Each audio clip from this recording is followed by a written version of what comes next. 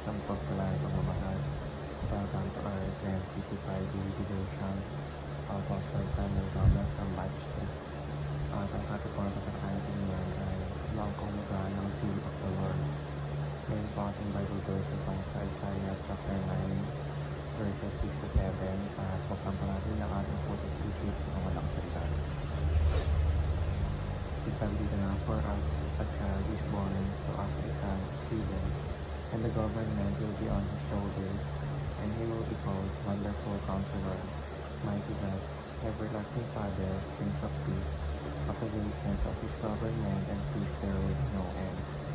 He will reign on David's throne and over his kingdom, establishing and upholding it with justice and righteousness from that time and forever. The will of the Lord Almighty will accomplish this. Teaching the will of the Lord. Number 1. It is God's passionate desire to redeem the world. Pinapakita sa verse na hindi lamang nanonood ang Diyos mula sa malayo. Mayroon siya nag-alok na pag-ibig at habag para sa sangkatauhan. Ang kanyang zeal ay ang dahilan kung bakit siya kumitigas upang iligtas, magpatawad at ibalik ang mga tao sa kanyang presensya. Hindi ka malamig o pasibong pagtingin, ito ay aktibong pagdinais na iligtas ang lahat. Teaching number 2. It is God's resolve to live through the Messiah. Hindi magbabago ang tanong ng Diyos. Jesus ang kanyang hinihirang na hari. Ang seal ng Panginoon na nagtitiyak na magpaparurada ng plano kahit may mga pagsubok, kasalanan ang kabilingan sa mundo. Ito ang nagpapatunay ng kapayapangan ng harian ni Kristo ay hindi na mawawasak dahil mismo ng Diyos ang nangako at pagnikitas upang matatag ito. Teaching number 3. It is God's deepest desire to glorify Himself. Ang lahat ng kanyang ginagawa, pagtubos, pagliligtas, paghatol at pagpapala ay upang maipakita ang kanyang kabanalan, karapatan at kapangyarihan.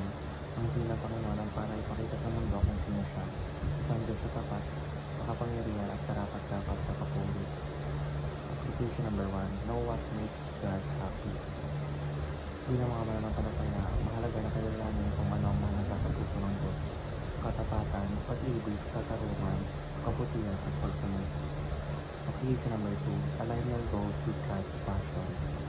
Kung ang Diyos ay nagkakaroon ng sigla para sa kanyang plano, dapat nililin ako.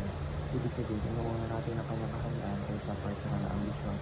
Maaaring ibig sabihin nito ang pag-aayos ng priorities, pag-iwas sa kasalanan, pagsuporta sa gawain ng Diyos at pagkakaroon ng puso na handang sumunod kahit mahirap. Application number 3. Be passionate to honor God in all you do. Hindi sapat ang mabuting intention, kailangan ng action. Tinatawag tayo ng Diyos na mumuhay ng may alap, masigasig sa panalangin, tapat sa paglilingkod, masikap sa paggawa ng tama at buo ang puso sa pagsamba.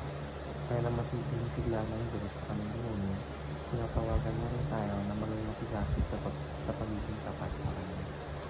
Yun lamang tatang devotion.